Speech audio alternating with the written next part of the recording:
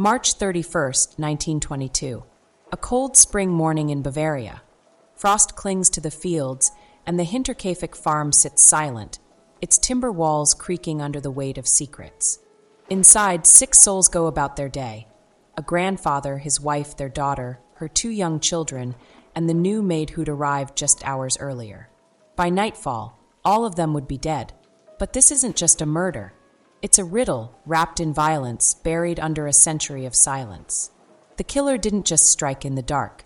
They left behind a trail of questions that still crawl under the skin of history. Why did the family stay, even as they whispered about footsteps in the attic?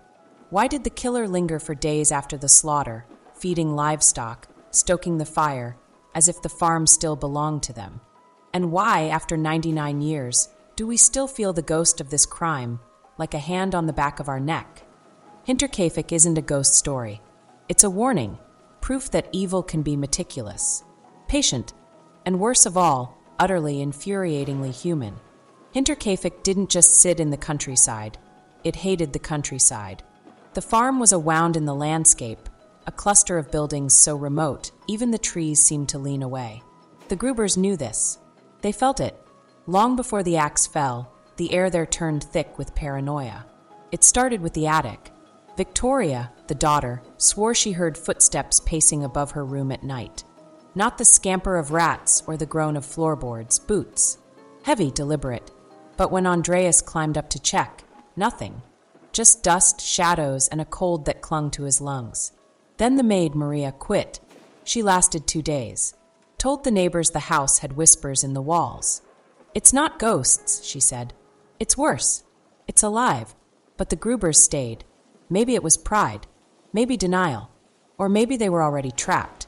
Andreas found a newspaper on the kitchen table. A local gazette from a town he'd never visited. No fingerprints. No explanation. Just a headline about an unsolved murder in the next county. A warning? A taunt? The family burned it. They should have burned the whole farm. Instead, they hired a new maid. 44-year-old Maria Baumgartner arrived on March 31st, 1922. She'd write no letters home. She'd never unpack her bags. Because by the time the snow melted, Maria would lie dead in the barn, and the killer would still be there, watching the crows circle, as if the Grubers' fate was just the first chapter. For days of unnatural quiet. No smoke curling from the chimney. No clatter of chores echoing across the fields. Just Hinterkaifeck, frozen under a blanket of snow, its windows staring like dead eyes. By the 4th day, the neighbor's unease hardened into dread. Someone had to check. What he found would haunt him to his grave. The gates were locked, not with a chain, but with a stillness that felt deliberate. The cows lowed in their stalls, starving, desperate. Their cries sliced through the silence as he trudged toward the farmhouse. But the door hung slightly open. A dark smear stained the threshold. Blood. Not a spatter, but a trail thick and purposeful, snaking across the yard to the barn. Inside that barn, the world stopped. Andreas Gruber lay first, his face a mask of violence. Beside him, his wife Kazilia, her hands still curled as if clinging to life. Their daughter Victoria, a widow, crumpled near her children. 7-year-old Kazilia, her tiny frame broken, and 2-year-old Joseph, whose last moments were spent crawling toward a door he'd never reach. The axe had spared no one, not even innocents. But the horror wasn't done. Beneath a mound of hay, the new maid, Maria Baumgartner, lay buried. Her skull shattered, her body hidden like a shameful secret. 6 lives extinguished in a single night. 6 souls silenced by a blade so brutal, even the axe head later split from the force of the blows. And here's the truth that chills me. The killer didn't just leave these bodies. They arranged them, a grotesque tableau, as if death itself needed an audience. But who was left to watch? The animals, maybe. The crows. Or someone else. But what if the killer never left? Imagine this. The Grubers are dead. Their blood seeps into the barn's dirt floor. The axe lies discarded, its blade chipped from the force of 6 skulls. And yet, life goes on at Hinterkaifeck. For 3 days after the murders, smoke curls from the farm's chimney. Thin and steady, like always. The cows are milked. The chickens fed. At night, lanterns flicker in the farmhouse windows, casting long, swaying shadows across the snow. Neighbors glance at the distant glow and think, good. The Grubers are finally back to normal. They couldn't have been more wrong, because the person stoking that fire, tending those animals, wasn't a survivor. It was the killer. Let's linger here a moment. Let this truth claw at you. After shattering 6 lives in a frenzy of violence, the murderer didn't run. They stayed. They washed the blood from their hands in the farmhouse sink. They slept in the Grubers' beds. They ate the Grubers' bread, all while the bodies of their victims lay cooling in the barn just meters away. Why? Was it arrogance? A psychopath's brazen taunt to God and man? Or something colder, more calculated? A need to control the narrative? To erase evidence? Or maybe to enjoy it? To savor the power of holding life and death in their hands, not just for one night, but for days. Here's what we know. On April 1st, the day after the murders, a neighbor spots Andreas Gruber's nephew, Carl, walking toward the farm. Carl later claims he never arrived, that he turned back after feeling uneasy. But who else could have fed the animals? Who lit the lamps? Then there's the noise. A local carpenter named Lorenz Schlittenbauer, a man rumored to have fathered Victoria's illegitimate son, tells police he heard screams from the farm on the night of the murders. But he waits days to report it. When pressed, he snaps, "I thought it was just the wind." But the wind doesn't split skulls. The killer did. And they didn't just haunt Hinterkaifeck, they became it. They folded themselves into the farm's rhythm, blending chores with atrocity. Milking the cows at dawn, scrubbing blood from the axe at dusk. For 72 hours, they played farmer, butcher, and God. And then they vanished. No footprints in the snow. No witnesses. Just the lingering stench of a question. What kind of monster does this? Was it a stranger?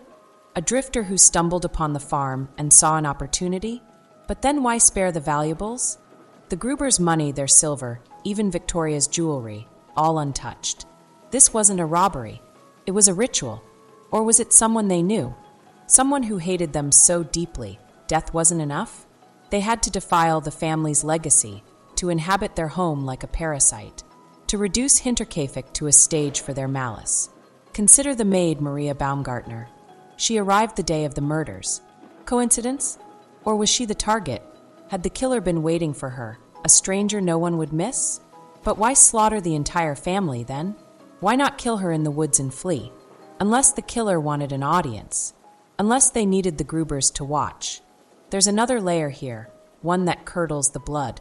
The autopsies revealed that young Kazilia, the 7-year-old, may have lived for hours after the attack. Crawling, suffering.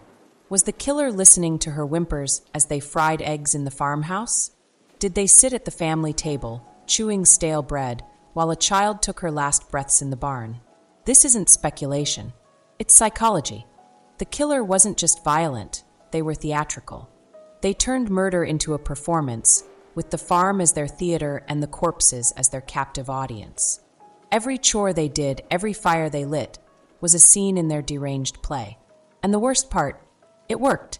Because here we are, a century later, still staring into the void they left behind. Still demanding answers they took to their grave. Was it Schlittenbauer, the secret lover? Carl, the uneasy nephew? A nameless wanderer, long since swallowed by time? Or, and this is the thought that keeps me up at night, was it someone we've never even considered? Someone who walked out of those woods on March 31st, 1922, did the unthinkable, and then walked right back into society, their face wiped clean of guilt, their story forever untold? Hinterkaifeck's killer didn't just escape justice. They crafted a myth, a ghost story where the ghost is real, human, and still hiding in history's blind spot. And as long as we keep searching, they keep winning, because the longer the mystery lasts, the more power it gives them. So I'll ask you again, what kind of monster does this? The answer, I think, is simple, the kind that looks just like us. What if I told you the truth about Hinterkaifeck isn't just hidden, it's alive?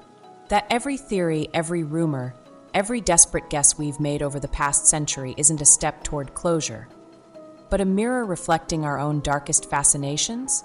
Let's dissect the lies, the legends, and the lingering dread. The fugitive theory, escaped monsters or convenient ghosts. It's easy to blame the shadows. In 1922, two prisoners escaped from a nearby jail in nearby Ingolstadt. Hardened men, thieves with a reputation for violence. Their names? Anton and Matthias. For weeks, farmers slept with pitchforks by their beds, whispering about strangers in the woods. When the Grubers were found butchered, the answer seemed obvious. It must have been them. But here's the problem. Anton and Matthias were scavengers, not psychopaths. They stole food, tools, whatever they could sell. Hinterkaifeck's farmhouse? It was a trove of untouched treasure. Silver cutlery sat in drawers. Coins filled jars in the pantry. Even Victoria's gold crucifix remained around her neck. If this was a robbery, why leave it all behind? Why slaughter a toddler but ignore a fortune in loot? And then there's the axe. The murder weapon wasn't some stolen tool. It belonged to the Grubers. The killer knew where they kept it, used it with brutal familiarity.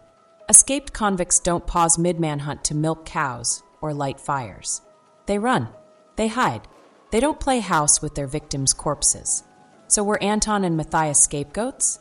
A way for a traumatized town to point fingers at outsiders? Maybe, because by 1925, both men were dead. Anton shot by police, Matthias frozen in a ditch. Case closed, except for the gaping hole where the truth should be. The family secret. Bloodstains on the family tree. Now let's wade into the ugliness. The Grubers weren't just victims, they were suspects. Whispers followed them long before the murders. Andreas Gruber, the patriarch, was allegedly of **ing his daughter Victoria. She'd borne an illegitimate son, Joseph, just 2 years before the murders. The father? A neighbor named Lorenz Schlittenbauer, the same man who later heard screams but waited days to act. Was this a purge of shame? A twisted honor killing? Let's follow that thread. Schlittenbauer, a married man, feared the scandal of Joseph's parentage. Victoria's husband, supposedly killed in World War I, might have actually abandoned her over the affair. If Schlittenbauer wanted to erase his sin, silencing the Grubers and his own child fits. But why kill everyone? The 2-year-old Joseph was his son. Why slaughter the boy whose existence he'd tried to hide? Unless it wasn't about hiding the child. Unless it was about rage. Victoria's sister, Casilia, once wrote in a letter, "This house eats the soul." Was the family a pressure cooker of resentment? Did Andreas' cruelty, Schlittenbauer's guilt, and Victoria's despair collide into a single night of annihilation? It's possible. But then who fed the cows? Who lit the fires? Schlittenbauer had an alibi, sort of.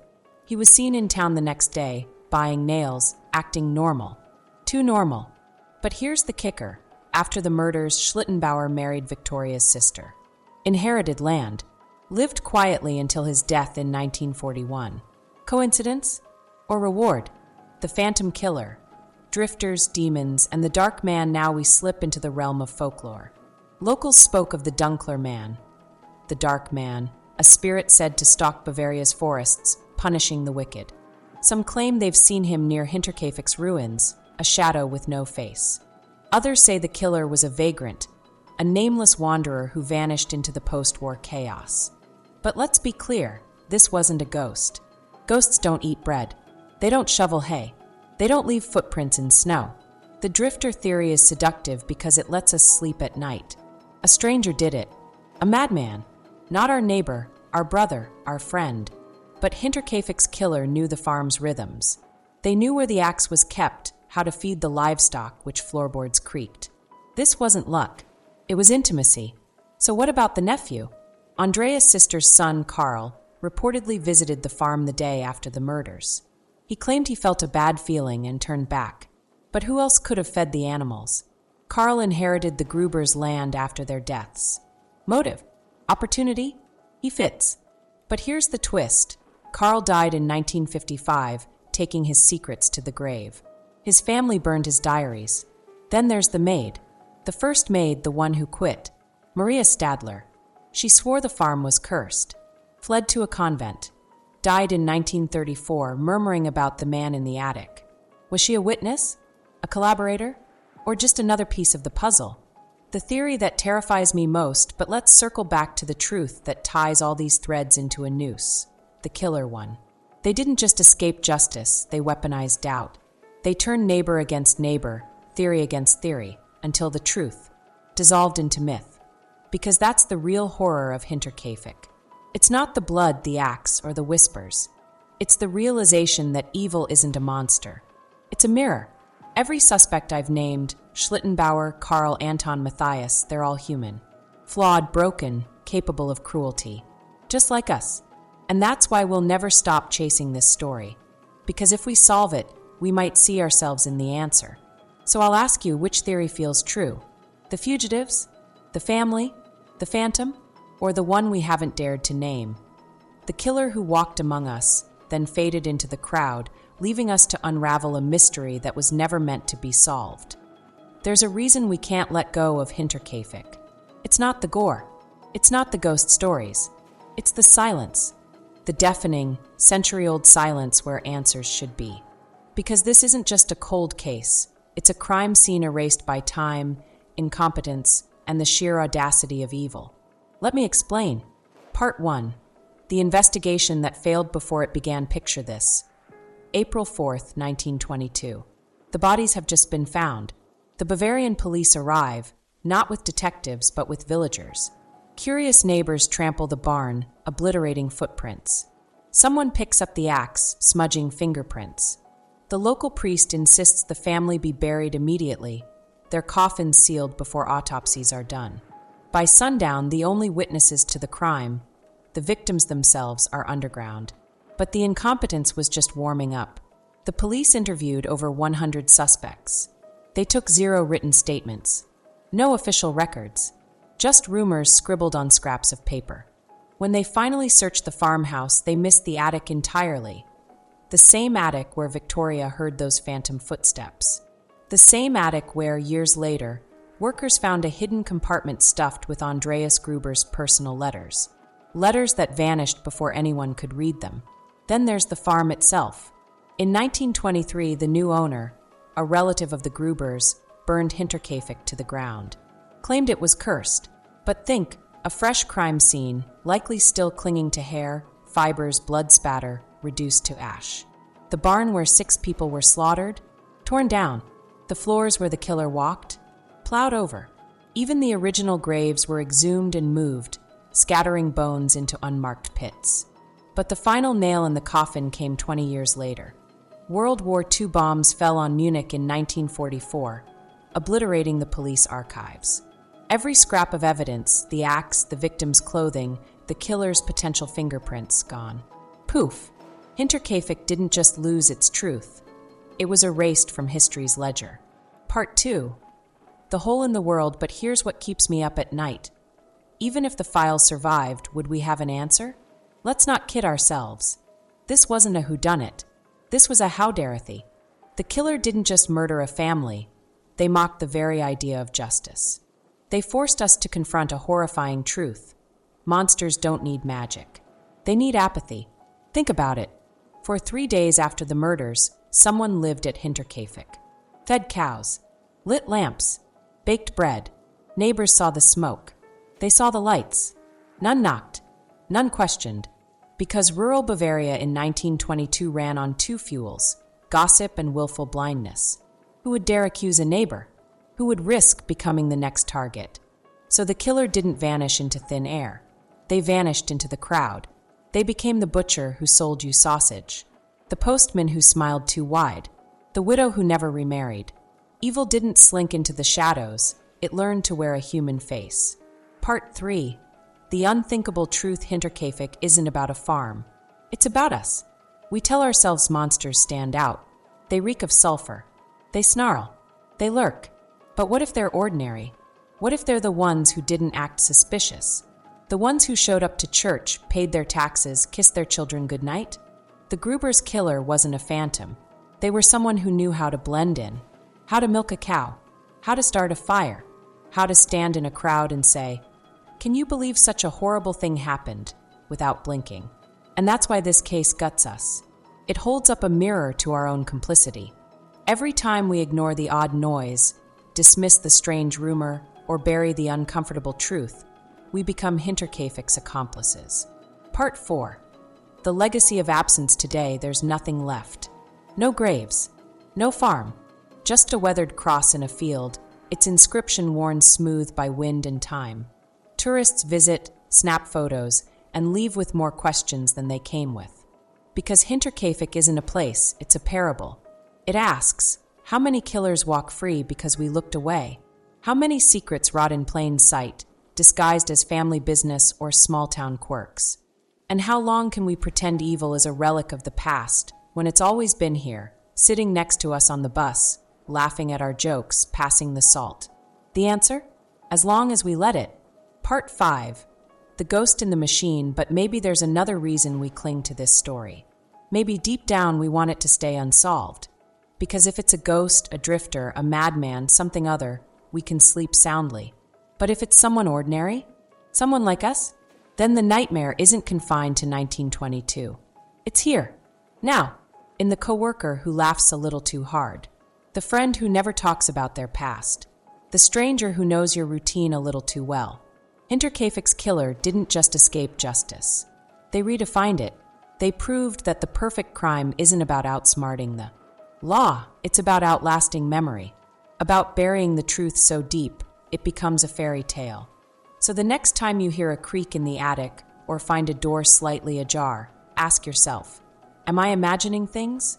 Or is this how it starts? The slow fade from fact to myth, the quiet unraveling of truth. Because Hinterkaifeck isn't history, it's a warning. And the killer's greatest trick wasn't hiding their identity, it was making us forget they're still out there. Time has a way of burying things, but not here, not at Hinterkaifeck. Today, if you walk through those quiet Bavarian woods, you'll find nothing but a grove of trees and a single weathered cross. No headstones, no names, just the wind hissing through the grass, like it's still trying to tell us something. The farm is gone, the barn is gone, even the graves were dug up and moved, as if the earth itself wanted to forget what happened here. But we can't. Was this a crime of pure hatred? A father's rage? A lover's revenge? Or was it madness, the kind that doesn't roar but whispers? The kind that convinces someone to swing an axe 6 times, then sit down to supper like it was just another Tuesday? Here's the truth. Hinterkaifeck isn't about answers. It's about questions that claw at the edges of our sanity. Questions that force us to stare into the dark corners of what people are capable of. Because this wasn't a monster hiding under the bed. This was a monster sitting at the bed, tucking you in, promising you're safe. That's why this story sticks. It's not the blood. It's the silence. The silence of a killer who walked free.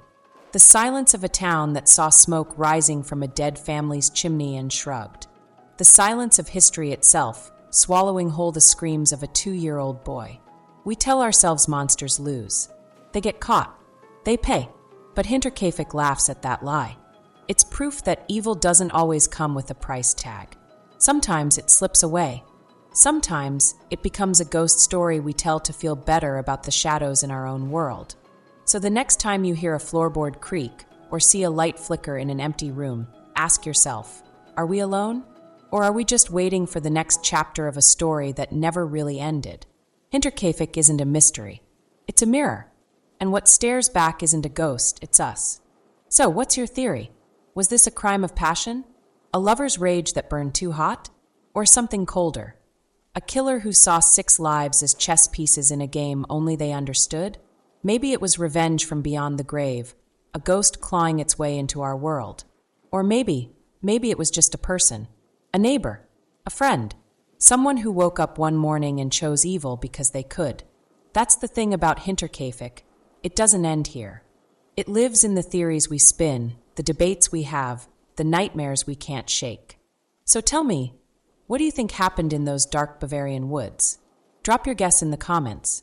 Argue, speculate, obsess, because this story belongs to all of us now. And if this mystery crawled under your skin like it did mine, share it, pass it on. Let someone else lie awake tonight, staring at the ceiling, wondering if the creak in their hallway is just the house settling, or something else. After all, some stories don't stay buried. Thanks for watching. Sleep tight.